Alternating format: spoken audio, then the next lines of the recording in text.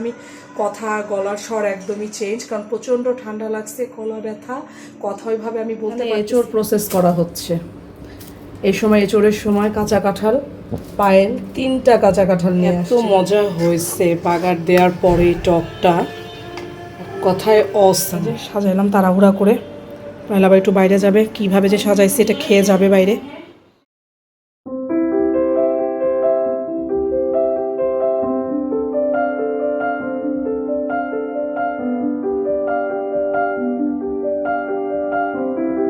আসসালামাইকুম, নতুন একটা ব্লগে সবাইকে স্বাগতম। আজকে আমি রান্নাঘর থেকে ব্লগটা শুরু করছি।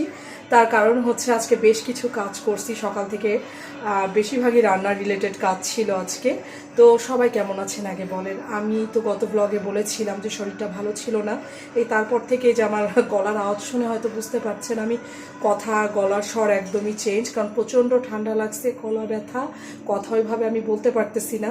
তারপরেও এখন টুকিটাকি কথা তো বলতে হবে, আর যেহেতু আমি ব্লগ নিয়ে আপনাদের সামনে চলে আসছি, সো আমার ভিউয়ার্সদের সাথে কথা না বললে তো আমার ভালো লাগবে না। সো গলা ভাঙা হোক আর যাই হোক না কেন, আমি কথা বলবোই এবং আমার ভিউয়ার্সরা আশা করছি শুনবেন।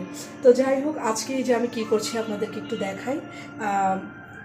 এটা হচ্ছে আমি এখানে চুলায় আম দিয়েছি, আম সিদ্ধ হতে লবণ হলুদ দিয়ে, কারণ আজকে কাঁচা আমের একটু টক বানাবো। বাসা অনেকগুলো কাঁচা আম নিয়ে আসছে, তো কাঁচা আম যেহেতু অনেক হয়েছে, তো আমি তো আচার টাচার এত বানাতে পারি না ভালো, সো আমি টকটা বানাতে পারি, তো তাই একটু টক বানাবো। আর আমার খুবই ভালো লাগে ওইটা কালো জিরা রসুন ফোড়ন দিয়ে, ওইটা এমনি এমনি খেতে আমার বাচ্চারাও খুব পছন্দ করে, তো সেই জন্য বানাবো। তো এখন অলরেডি শুরু করেছি বানানো, দেখা যাক কেমন হয়।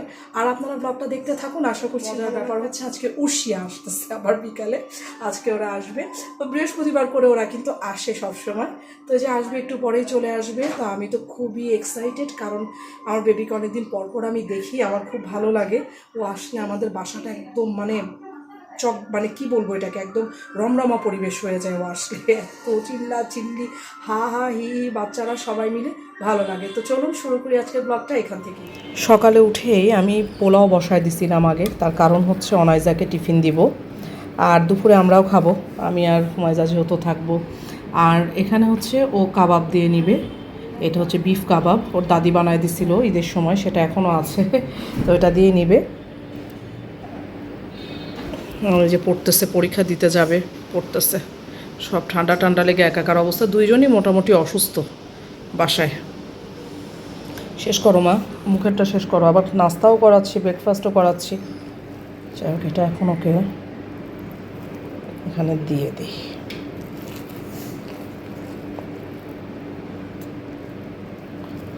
যতটুকু দিচ্ছি ওইটুকু খাবা কিন্তু মা, হ্যাঁ। আচ্ছা, কাবাব কয়টা দিব মা? 2টা দেই? একটা? আচ্ছা ঠিক আছে, ওকে।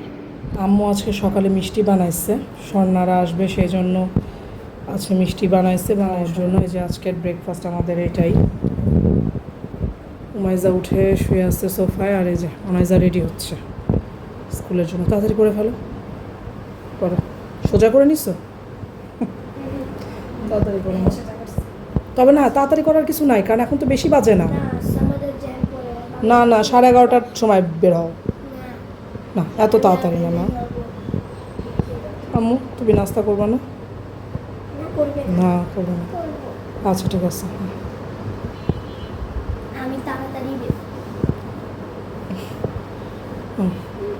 আজকে ইয়েলো বার্ডসের ড্রেস, কারণ হচ্ছে বুধ বৃহস্পতি দুদিন ইয়েলো বার্ডসের ড্রেস পরতে হয়, বুঝছো তো? ঠিক আছে না? এখানে আমি পেঁয়াজ ভাজতে দিয়ে গেছিলাম, হাঁস রান্না করব, যে লাস্ট একটা হাঁস ফ্রিজে ছিল, তো ওই যে পোলাও যেহেতু আজকে রান্না করছি, দুপুরে এটা দিয়ে খাওয়া হয়ে যাবে আমাদের। আমি আর ওর বাবা তো বের হয়ে গেছে অলরেডি কাজে, আর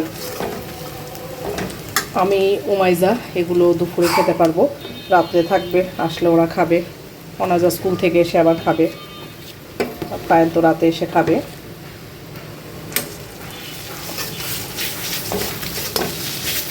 যেহেতু পোলাও রান্না করে রাখলাম, তাই ভাবলাম যে হাঁসটা রান্না করে এটা দিয়ে খাওয়া যাবে। এখানে এঁচোড় প্রসেস করা হচ্ছে এই সময়, এঁচোড়ের সময় কাঁচা কাঁঠাল পায়েল 3টা কাঁচা কাঁঠাল নিয়ে আসছিল, এক ফ্রেন্ড দিছে, একজন ভাইয়া দিছে আর কি তাদের গাছে, তো এইটা হচ্ছে সেকেন্ড নাম্বারটা, একটা খাওয়া হয়েছে, ছোট ছোট মাঝারি সাইজের সবগুলাই, একটা রান্না করে খাইছি। আর এটা হচ্ছে এখন প্রসেস করে ফ্রিজে রেখে দিব, যখন আবার খেতে ইচ্ছা করবে তখন খাওয়া হবে। বাট এটা একদম বেশি ছোট, মানে পাশে টাশে দিয়ে কোনো ওইভাবে কাঁঠালের কোনো ইয়েটিও হয়নি, মানে জাস্ট বিচিটাই দেখা যাচ্ছে।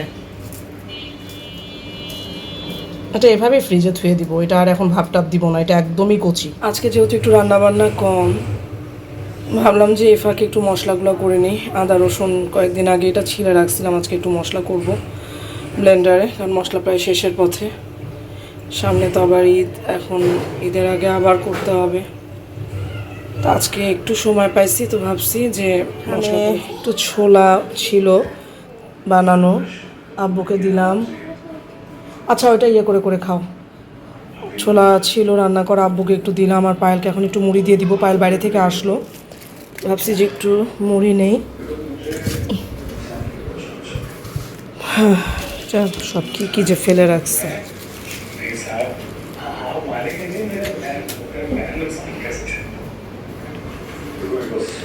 ভাবতেছি যে একটু মুড়ি দিয়ে ওকে এখন একটু আমি আর মা মিলে মুড়িটা, এই যে মা ভেজে দিয়ে গেল। এই দেখলো মানে মুড়িটা নিয়ে আসা হয়েছিল বাড়ি থেকে, একটু নরম হয়ে গেছিলো, তো আমরা চুলায় একটু ভেজে নিচ্ছি। ছোলা মুড়ি আসলে রোজার দিন ছাড়াও খেতে ভালোই লাগে মনে হয়। আমি অবশ্য অত ছোলা টোলা পছন্দ করি না, তো সেজন্য খাই না আমি অত। পায়েল খায়, পায়েলের ভালো লাগে, পায়েল খায় এই ছোলা মুড়ি। নাও পায়েল নাও। এই যে মশলাপাতি করা শেষ, 2 বক্স মশলা হয়ে গেছে।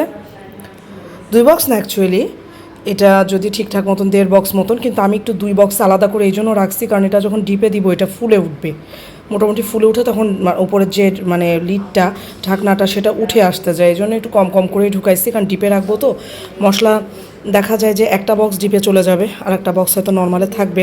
নর্মালে বেশি দিন মশলা ওইভাবে রেখে আমি খাই না, ডিপে রেখেই খাই দিব। এই যে আমের যে মানে আমটা যে সিদ্ধ করতে দিছিলাম, সেটা অনেকটাই গাঢ় হয়ে আসছে এখন। আর আমি এই মানে এই খুন্তা দিয়ে নেড়ে দিচ্ছি, আর কোনো কিছু দিয়ে করতে হবে না, গলে গেছে। এখন একটু চিনি দিয়ে দিব লাস্ট মুহূর্তে। প্রচুর টক আম, জানি না এটুকু চিনিতে হবে কিনা, টেস্ট করে দেখতে হবে। ভীষণ টক এই আম।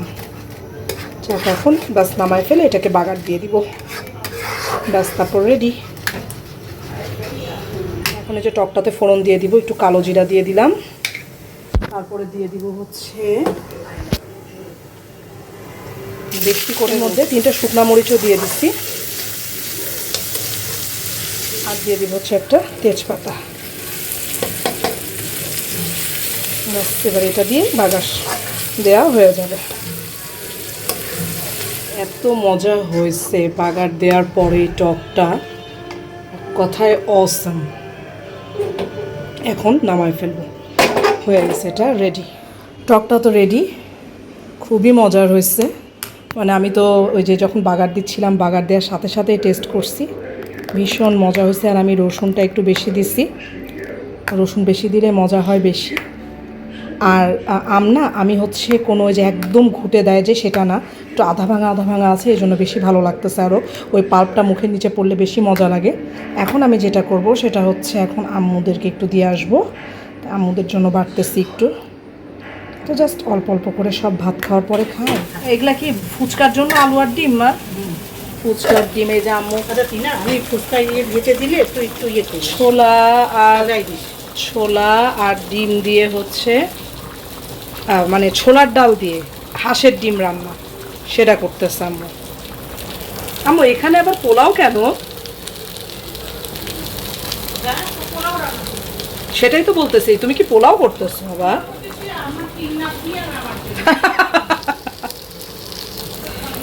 3 নাতনি আর আম্মুর জন্য পোলাও, এই জন্য পোলার পরিমাণ এইটুকু। ছোট রাখছে, সালাদ কেটে রাখছে, এটা হচ্ছে ফুচকার টক। এগুলো কারণ হচ্ছে ফুচকা বানাচ্ছে, স্বর্ণা আসতেছে, এখানেও মনে হয় সবাই যে চাটনি টাটনি করে রাখছে। যাই হোক কী কী করে রাখছে, আমি তো যে আমের টক নিয়ে এসে দিলাম, আমের টক আনলাম। যাই হোক, এটা হচ্ছে, হ্যাঁ এটা হচ্ছে সেই মিষ্টি যেটা সকালে আমরা নাস্তা করলাম, সেই মিষ্টি ওদের জন্য এসে গেছে। আইসেই শুরু করে দিছে আব্বার সাথে দুষ্টামি, এগুলা হচ্ছে তার খেলা।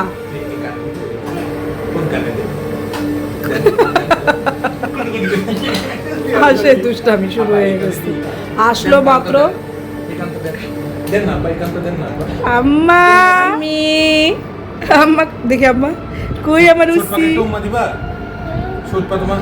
আপু আপু করে ডাকছিল তোমাকে, ছোট পাখি তো মুয়া দিয়ে দাও, ছোট পাখি তো আদু করে দাও। দেখাই তো যাচ্ছে না, আমি তো নিতেই পারলাম না। দাও এটা আপুকে আদর করে দিয়ে এসো, যাও। ওলি বাবা আমার মা হয়েছে। আমার বাচ্চা কি করতেছে দেখেন, স্কুল থেকে এসে পরীক্ষা দিয়ে খাওয়া দেয়, উঠে পুরা ঘর সাজাইছে। আমার বাচ্চা এখনো ছোটই থেকে গেছে, ছোটটা আর কি ছোট, বড়টা বেশি ছোট। কি করেন আম্মা? আচ্ছা খেলো, ফ্যান দিবা না, ফ্যান দিবা না। ভূতের বাসা? আচ্ছা ভূতের বাসা, কিন্তু তোমার গরম লেগে যাবে, ফ্যান দাও বাবা। হাড্ডি দেখছি বাবা, ওই যে আম কাটছিল, তুমি আম খেতে চাইছিলা না? পায়েল অনাইজাকে একটু দাও আম। আম ওটা কি নিয়ে যাচ্ছ? কাঁচা আম বাবাকে দাও, বাবা ছিলে দিবে, যাও। ওর নানা নিয়ে আসছে, অনেকগুলা কাঁচা আম নিয়ে আসছে এখানে, তাই নিয়ে যাচ্ছে। কাঁচা আম ওইভাবে, আচ্ছা এবারে সাইজগুলো কিন্তু সুন্দর না মা, ভালোই। আবার বৃষ্টি চলে আসছে বাইরে, এত বৃষ্টি হচ্ছে। আসলে এই কয়েকদিন আবহাওয়া খুবই মানে বৈরি চলতেছে। বাবা বিদ্যুৎ চমকাচ্ছে ভাই, এই গ্রামে গঞ্জে এই মানে যখন এই যে মেঘ ডাকে বজ্রপাত হয়, প্লিজ বাইরে থেকেন না, কারণ অনেক অঘটন ঘটতেছে প্রতিদিনই। এই বজ্রপাতের পরে ফেসবুক খুললে বা নিউজে দেখা যায় কতজন যে মারা গেছে এই বাজ পড়ে, খুবই প্যাথেটিক এগুলা। এই যে সব রিক্সা টিক্সা, হঠাৎ বৃষ্টি হলে মনে হয় একটু বারান্দায় এসে দাঁড়াই, বৃষ্টি হলে একটু বাইরে দাঁড়াতে ভালো লাগে, সত্যি কথা, কেমন যেন একটা শান্তি শান্তি ভাব মনে হয়।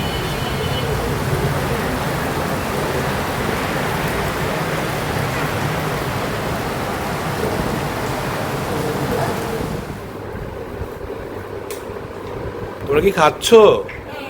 খাচ্ছ মা? দেখাও এটা, উমাইজা তোমারটা নিয়ে এসে দেখাও তো এখানে, ওখানে ধরো। হ্যাঁ একটু খাবো।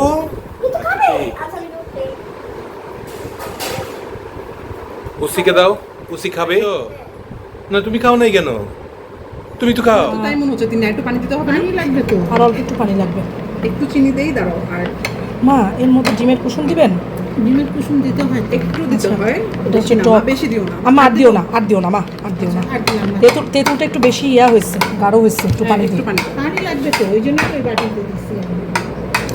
কিসের মতো ঢালতেছে? ঠিক আছে তো? আর না, না না না, আর ডিম একটা তো হবে। না, ডিমের সবগুলোই লাগবে, তাহলে আর দিও না, ডিমগুলো দিয়ে দাও। হ্যাঁ।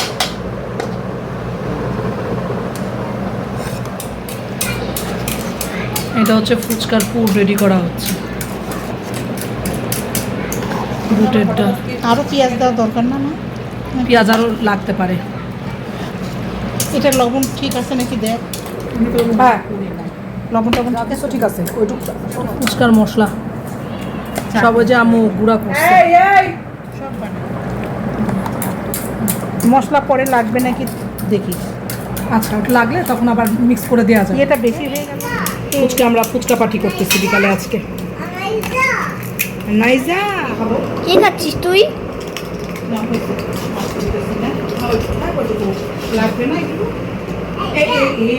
সাজাইলাম তাড়াহুড়া করে, পয়লা আবার একটু বাইরে যাবে, কিভাবে যে সাজাইছি এটা খেয়ে যাবে বাইরে। পায়েল এসে খেতে বসছেন নিচে। আজকের খাওয়া হচ্ছে যে হাঁসের ডিম দিয়ে, ছোলার ডাল দিয়ে, পটল ভাজি, আর এই যে আমি যে টক করছিলাম সেটা। হাঁসের ডিমটা আম্মু রান্না করছে, মজা হয়েছে। তুই দেখতেছিস? উমাইজাকে দেখতেছে, ও উমাইজাকে দেখতেছে। চলে গেছে ওই বাসায় অনাইজা, উমাইজাও বেডে চলে গেছে। আমি এখানে এগুলো এখন সব বন্ধ করে দিয়ে এখন ঘরে যাব। সব গুছায়ও ফেলছি। আজকে সারাদিন অনেক পরিশ্রম গেছে আমার, এমনিতে শরীরটা ভালো না। তারপর স্বর্ণারা আসলো, ওখানে অনেক হা হা হি করলাম।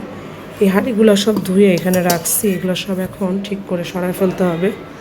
সব গোছানো শেষ, এগুলো সবই গোছানো শেষ। এখন চলে যাব শুতে, আবার দেখা হবে। তাহলে আপনারাও ভালো থাকেন, সুস্থ থাকেন, আবার দেখা হবে নতুন একটা ব্লগে। আল্লাহ হাফেজ।